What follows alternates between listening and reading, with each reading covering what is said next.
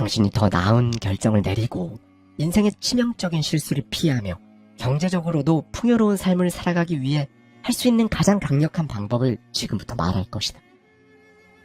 여러분은 성공합니다. 여러분이 그걸 원했기 때문이죠. 안녕하세요. 하와이 대저택입니다. 네, 여러분. 매몰 비용. 이 말 꽤 익숙하시죠?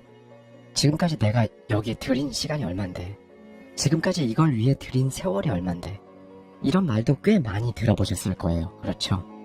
우리는 거의 대부분 과거에 했던 행동, 선택, 이걸 계속 강화하면서 살아갑니다. 왜 그럴까요? 과거에 했던 행동, 선택을요, 여러분 자신의 정체성으로 흡수했기 때문이에요. 이게 바로 매몰 비용 오류인데요. 일단 어떤 걸 선택하고 행동에 딱 착수하고 나면요, 거기에 투자했다는 심리적 이유 때문에 방향을 바꾸려고 하지 않는 거죠. 심지어 실패로 향하는 길인 걸 알면서도 그 행동을 계속 고집하게 되는 겁니다. 지금 말씀드린 이 부분이요, 바로 무언가를 결단하고 새로운 걸 시도하는데 우리 발목을 붙잡는 가장 큰 문제일 겁니다. 그래서 오늘은요, 데이비드 마르케의 디스턴싱, 이 책 속에 담겨있는 인사이트를 가져와서요, 무의식에 있는 소위 자기 매몰, 이걸 끊어내고요, 발목 묶여있는 내 무의식 속의 포텐, 가능성, 이걸 꺼내는 가장 명쾌한 방법을 저자의 시선에 저의 생각까지 더해서 말씀드리도록 하겠습니다. 특히나 오늘은요, 이 말을 영상을 시청하시는 동안 계속 기억해주세요. 자기 자신만큼 나에게 아부하는 존재는 없다. 바로 이 문장입니다. 그러면 이 영상이 끝날 때쯤에는요, 뭔가 소름이 돋을 만큼의 울림이 여러분 머릿속에서 진짜 강하게 느껴지실 거예요. 다른 곳에 존재하라. 다른 시간대에 존재하라. 다른 사람이 되어라. 1994년 한 남자는 월스트리트의 한 금융회사에서 탄탄한 커리어를 쌓고 있었다. 수익률도 좋았고 존경할 만한 상사 아래에서 소위 미래가 보장된 삶을 살고 있었다. 그러던 중 그는 인터넷이라는 새로운 기술에 관한 글을 읽게 되었다. 당시 인터넷은 연간 2300%라는 엄청난 속도로 성장하고 있었다. 그는 이 기술이 거대한 흐름이 될 것임을 직감했고, 그 기술의 성장 흐름에 올라타 무언가를 온라인으로 판매하는 회사를 창업하고 싶다는 생각이 들었다. 하지만 그것은 분명 모험이었다. 분명 위험한 선택이었다. 그는 이미 꽤 괜찮은 삶을 살고 있었으니 말이다. 이 상황에서 그는 어떻게 해야 했을까? 그는 자신이 가장 좋아했던 상사에게 조언을 구했다. 상사는 많은 시간을 할애해 그의 계획을 열린 마음으로 들었다. 이야기를 다 들은 상사는 꽤 괜찮은 아이디어라고 인정하면서도 중요한 단서를 덧붙였다. 이미 좋은 직장을 갖고 있지 않은 누군가에게 더 좋은 아이디어일 수도 있겠네. 유능한 인재를 붙잡고 싶었던 것일 수도 있고, 단순히 예의상 한 말이었을 수도 있다. 하지만 상사의 그 말은 그의 생각을 깊이 뒤흔들었다. 상사는 이렇게 제안했다. 최종 결정을 내리기 전에 이틀 정도 생각해보는 게 어때? 그때를 회상하며 그는 이렇게 말했다. 그래서 저는 자리에서 물러나 생각에 잠겼어요. 그 결정을 어떻게 내려야 할지 고민했죠. 삶에서 결정을 내리는 순간들은 늘 어려우니까요. 어떻게 생각을 해야 할까? 그러다 결국 저는 저에게 맞는 사고방식을 찾아냈어요. 바로 후회하지 않는 쪽을 선택하자는 것이었죠. 그는 자신이 80살이 되어 삶을 돌아보며 그때까지 어떤 결정을 해왔고 어떤 길을 걸어왔는지 되새기는 모습을 상상했다. 그는 미래의 자신이 현재의 결정을 되돌아보며 회사를 그만두고 연간 보너스를 비롯한 지금 이 순간의 여러 혜택을 포기한 걸 과연 내가 후회할까? 라는 상상을 했다. 그리고 곧 이렇게 결론 내렸다. 내가 80살이 되었을 땐 그런 건 전혀 생각도 나지 않을 거야. 기억조차 못할 거야. 그런데 단 한 가지 확실한 건 있다. 내가 이 일을 시도조차 하지 않는다면 반드시 후회하게 될 거라는 거. 반대로 시도했다 실패하며 그래도 결코 후회하지는 않을 것 같다. 그렇게 생각하자마자 그는 반드시 시도해봐야겠다는 확신이 들었다. 그는 지금 현재 여기에 나 자신에서 벗어나 미래의 자신이 되어보는 상상을 한 것이다. 그는 80살의 자신이 되어 그 결정을 되돌아봤고 그 시점에서 바라본 길은 너무도 분명했다. 그 선택은 결국 옳았다. 그의 이름은 제프 베이조스. 아마존의 창립자인 그는 오늘날 세계에서 가장 부유한 인물 중 한 명이며 하루 매출이 우리 돈 약 2조 2천억 원, 초당 매출은 254억 원을 기록하는 회사의 창립자이자 이사회 의장이 된 것이다. 제프 베이조스가 생각한 그 방식이 도대체 왜 효과가 있었을까? 우리는 미래의 자신을 지금의 나와는 다른 사람으로 인식하기 때문이다. 미래의 나 자신을 상상하는 순간 우리는 자연스럽게 나와는 다른 존재가 된다. 게다가 그 미래의 자신은 더 가치 있는 관점을 지닌 또 하나의 나이며 이상적인 자아에 더 가까운 시점으로 바라본다. 다시 말해, 미래의 당신은 더 나은 버전의 당신이다. 자기 매몰. 에고는 나를 뜻하는 라틴어다. 자기에 대한 감각을 의미하는 이 에고라는 단어는 일상에서 주로 부정적 의미로 사용되는 경우가 많다. 무엇보다 특히 위협 상황에서는 에고가 자신의 이미지 관리에 과도하게 집착하게 된다. 사회심리학자 조너선 하이트는 에고를 우리 안에 존재하는 홍보 담당자라고 표현한다. 즉, 이 에고는 오직 한 가지 목표만을 추구한다. 당신을 더 좋아 보이게 하고 당신이 자기 스스로를 좋게 느끼게 하는 것이다. 그리고 이 에고는 당신이 현실을 인식하기도 전에 현실을 선별적으로 가공한다. 그런데 이 과정에서 에고는 지금까지 살아오며 굳어진 당신의 정체성을 지킬 수 있는 선택, 특히 당신이 과거에 했던 그 선택을 정당화하는 방향으로 편향되어 작동한다. 그 결과 안타깝게도 당신은 어떻게 중심의 사고에 갇히게 된다. 사실 이런 상황에서 가장 중요한 건 무엇을 해야 할지, 무엇을 할지 말지인데 말이다. 예를 들면 이것이다. 당신이 매일같이 하고 있는 지금 그 일이 너무 힘들고 고통스러움에도 불구하고 당신의 에고는 과거 당신이 그 직장을 선택한 행동을 정당화하기 위해 어떻게 중심의 사고 회로를 가동시킨다. 그래서 당장 이번 주에 이걸 어떻게 해결하지? 다음 주에 그건 또 어떻게 해야 하나? 이렇게 한 단계 낮은 수준의 매몰되는 것이다. 사실 당신은 이런 상황일수록 한 단계 높은 사고를 해야 한다. 그것은 바로 어떻게가 아닌 무엇을이다. 지금 이 상황에서 당신은 당장 이번 주와 다음 주 코앞에 있는 상황으로 인해 온갖 스트레스를 정면으로 맞고 있을 필요가 없다. 오히려 무엇을 할지 말지, 즉 이 일을 내가 계속 할 것인지 말 것인지, 내가 왜 반드시 꼭 이 일을 해야만 하는지, 이 일을 안 하면 나는 정말 굶어 죽는 건지, 이렇게 한 단계 높은 수준의 사고를 해야 궁극적으로 그 상황을 해결할 수 있는 것이다. 왜 어렵고 힘든 상황, 나에게 위협이 되는 상황에 유독 에고는 이렇게 어떻게 라는 낮은 수준의 생각만 하게 만드는 것일까? 당신이 과거에 선택한 것들로 인해 어쨌든 당신은 지금 죽지 않고 살아있지 않은가? 그래서 에고는 계속 살아남기 위해 과거의 당신에게 계속 아부하는 것이다. 그리고 아부하기 위해 가동하는 것이 바로 확증 편향이다. 당신의 고정관념과 선입견을 강화시킬 수 있는 정보만 찾고 그와 충돌하는 정보는 회피하는 것이다. 이러면 진짜 문제는 여기서부터 시작된다. 이 현실 왜곡 효과는 우리를 실제로 눈이 멀게 할 정도로 강력하기 때문이다. 뇌는 끊임없이 무엇에 주의를 기울일지, 무엇을 무시할지 선택한다. 그리고 그 과정은 자동적이고 즉각적으로 자연스럽게 이루어지기 때문에 당신은 눈치챌 수 없다. 쉬운 예를 하나 들어보자. 일상생활에서 이러한 현실 왜곡은 나는 그런 말 한 적 없어 라는 말로 표현된다. 당신은 실제로 그런 말을 한 적이 있다. 그런데 현실 왜곡 효과로 인해 당신은 그런 말을 한 기억이 실제로 없다고 확신하는 것이다.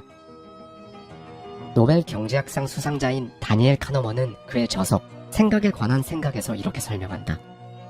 당신이 보는 것이 전부다. 즉, 눈앞에 실제로 존재하는 정보라도 당신은 내가 그걸 걸러낸다면 그 정보는 존재하지 않는 것으로 처리된다는 것이다. 그렇다. 우리가 자기 매몰 상태에 깊이 빠질수록 뇌는 점점 더 선택적으로만 작동한다. 그 결과 자신의 무능력함이나 모순적인 모습을 점점 더 자각하지 못하게 된다. 투자나 운전에서도 이런 현상은 똑같이 적용된다. 인간은 스스로 자신이 실제보다 더 뛰어난 투자자나 운전자라고 생각한다. 이 편향은 1981년 발표된 연구를 통해 잘 알려지게 되었다. 이 연구에서 미국인 운전자의 93%가 자신의 운전 실력이 평균 이상이라고 평가했다. 그러나 이는 통계적으로 완전히 불가능한 수치다. 심지어 심각한 사고나 교통법규 위반 이력이 있는 사람들조차 그런 이력이 전혀 없는 사람들과 비슷한 수준으로 자기 평가를 내렸다. 투자의 경우는 어떠한가? 특정 주식을 사고 팔기로 한 우리의 결정이 옳았는지 그렇지 않은지는 사실 명확하게 판단할 수 있다. 가격이라는 신호가 존재하기 때문이다. 이 가격이라는 신호는 분명하고 측정 가능하며 확실한 신호다. 그럼에도 우리는 여전히 자신을 속일 수 있다. 우리의 뇌는 저 앞에 있는 붉은 경고등을 보려 하지 않기 때문이다. 그 결과는 어떠한가? 오늘도 변함없이 셀 수 없이 많은 자동차 사고들이 발생하고 투자는 여전히 실패 상태다. 그렇다면 이쯤에서 이것이 궁금할 것이다. 그럼 도대체 자기 매몰 상태에서 어떻게 벗어날 수 있는가? 우선 답부터 말하자면 벗어날 수 있다. 방법도 굉장히 단순하다. 무엇보다 자기 매몰 상태에서 벗어나게 되면 그 효과는 실로 엄청나다. 그런데 대부분의 사람들은 자기 매몰 상태에서 벗어날 수 있다는 사실을 인식조차 하지 못한다. 당신이 더 나은 결정을 내리고 인생의 치명적인 실수를 피하며 경제적으로도 풍요로운 삶을 살아가기 위해 할 수 있는 가장 강력한 방법을 지금부터 말할 것이다. 자기 매몰 상태에서 의도적으로 탈출하라. 이것에 대한 답을 얻으려면 당신은 먼저 당신의 관점이 고정되어 있지 않다는 사실을 받아들여야 한다. 1985년 미국 증시의 긍정적인 분위기와는 전혀 달리 인텔의 상황은 최악이었다. 그야말로 인텔과 반도체 산업 전체에 참담한 한 해였던 것이다. 인텔의 창립자인 무어와 크로브는 끝도 없고 답도 없는 고민에 고민을 거듭했다. 심지어 한국과 일본의 제조업체들과의 가격 및 품질 경쟁이 치열해지면서 인텔의 매출은 더 줄어들었고 수익은 거의 제로 수준까지 떨어졌다. 무어와 크로브는 결정을 내려야 했다.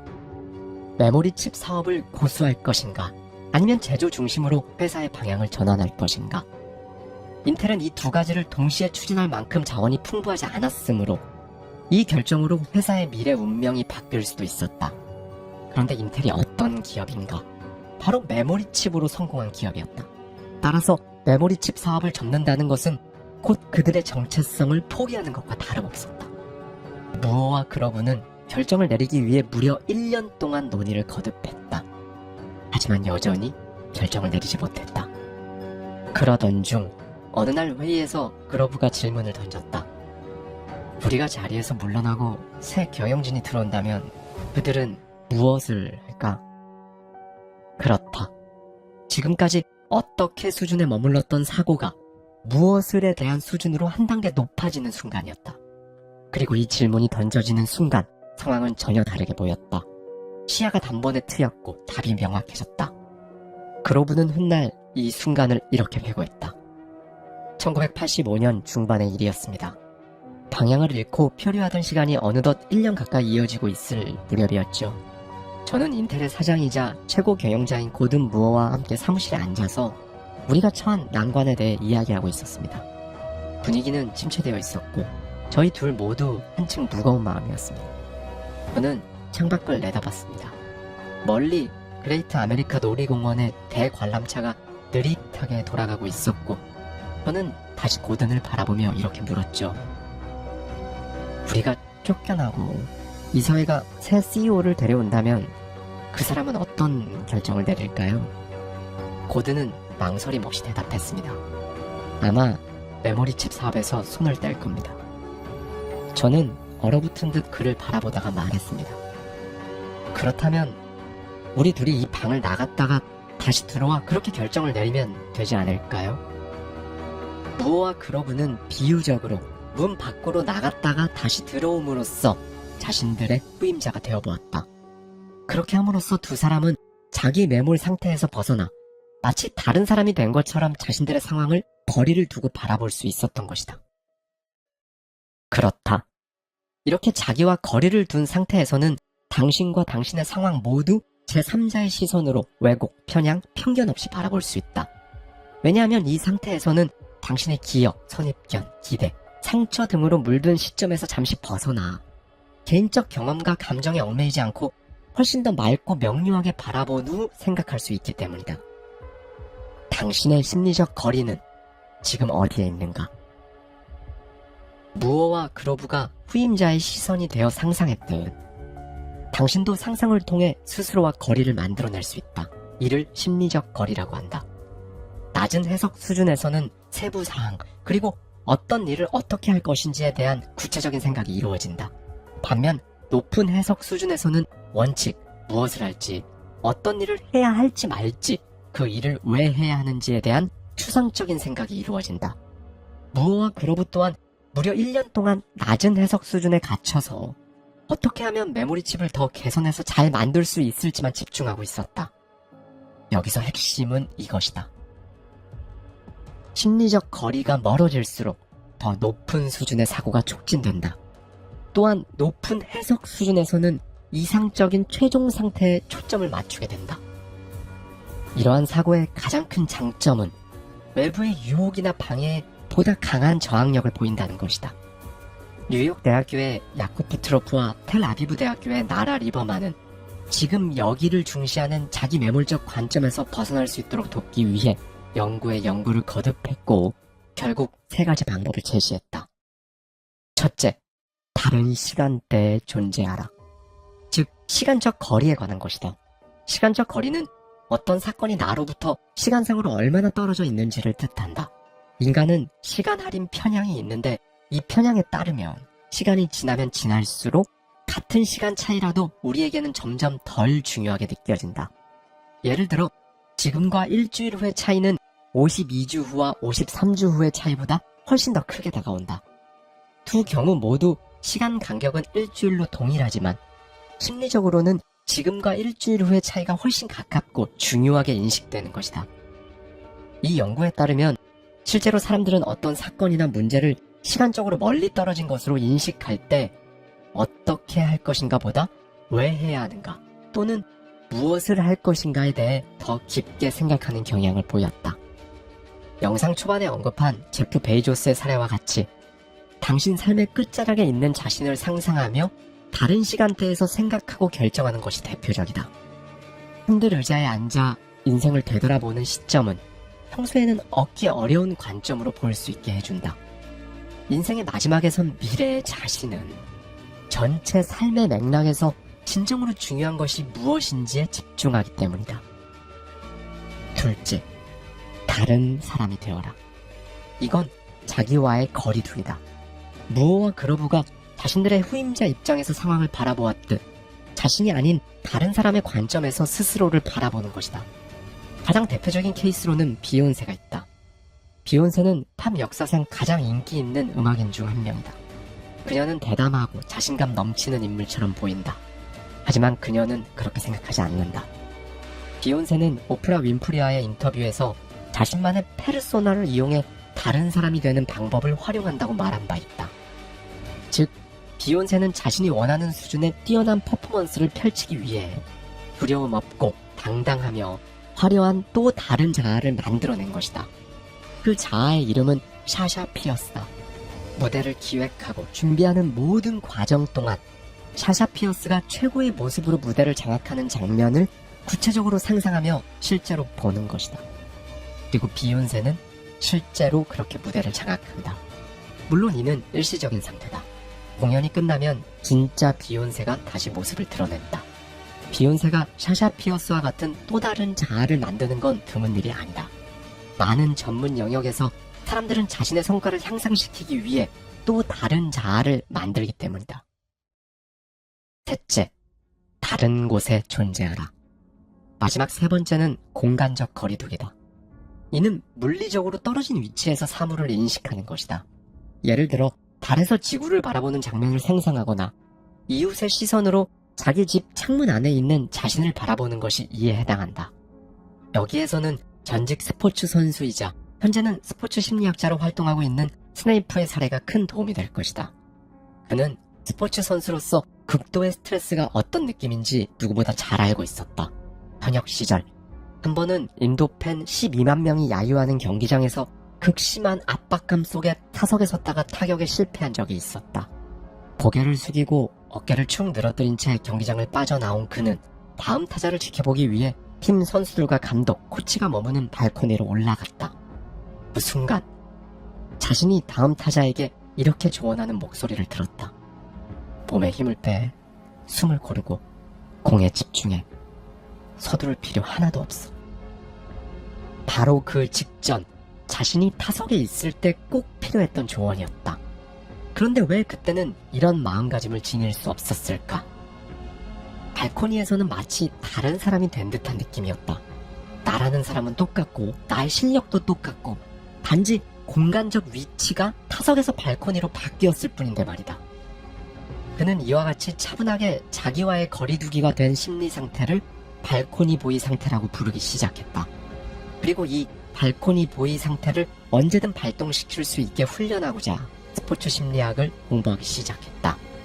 결과는 어땠을까? 3년 후 그가 상대해야 할 선수는 세계 최정상급 에이스 투수였다. 그는 3년 전 인도에서의 패배가 다시 반복될까 순간 두려웠지만 그럼에도 그는 발코니 상태에 완전히 몰입했다. 그 결과 본능적으로 경기를 풀어가는 뇌 영역이 극도로 활성화되었고 자신의 커리어에서 가장 뛰어난 샷 중 하나를 터뜨려 경기를 승리로 이끌었다. 스네이프는 확신했다. 나를 다른 곳, 즉 발코니에 두고 경기하는 이 발코니 보이 상태는 확실히 효과가 있다는 것을 말이다. 당신의 보호자는 바로 당신이다. 당신이 스스로를 육성하라. 최고의 운동선수들, 가장 성공적인 CEO들, 이들의 공통점은 무엇일까? 그들에게는 모두 코치가 있다. 외과 의사 아툴 가완디는 뉴요커 기고문에서 코치에 대해 이렇게 설명했다. 코치는 교사는 아니지만 가르친다. 코치는 상사는 아니지만 상사처럼 행동할 수 있다. 코치는 스포츠 실력이 뛰어날 필요도 없다. 올림픽 체조 대표팀의 전설적인 코치 벨라 카롤린은 간단한 다리찢기 동작도 하지 못하는 사람이었다. 코치가 하는 일은 관찰하고 판단하고 지도하는 것이다. 그렇다. 당신 역시 자기와의 거리두기, 공간적 거리두기, 시간적 거리두기를 통해 바로 이 코치의 시점을 취할 수 있다. 다른 사람이 되어라. 다른 곳에 존재하라. 다른 시간대에 존재하라. 자기 자신만큼 자신에게 교묘하게 아부하는 존재는 없다. 그리고 그 아부에 맞설 수 있는 가장 좋은 해독제는 코치가 자유롭게 해주는 진심 어린 충고다. 프란시스 베이컨 경. 당신은 아마 가까운 친구나 가족이 명백한 문제를 인지하지 못하는 모습을 보며 답답함을 느낀 적이 있을 것이다. 심지어 여러 번 있을 것이다. 그렇다면 알아두어야 할 것이 있다. 당신이 그런 장면을 본 만큼 당신의 친구나 가족도 똑같이 당신의 행동에서 당신 스스로는 보지 못하는 문제를 분명히 본 적이 있을 것이다. 당신에게 코치는 누구인가? 어머니 같은 존재인가? 아버지 같은 존재인가?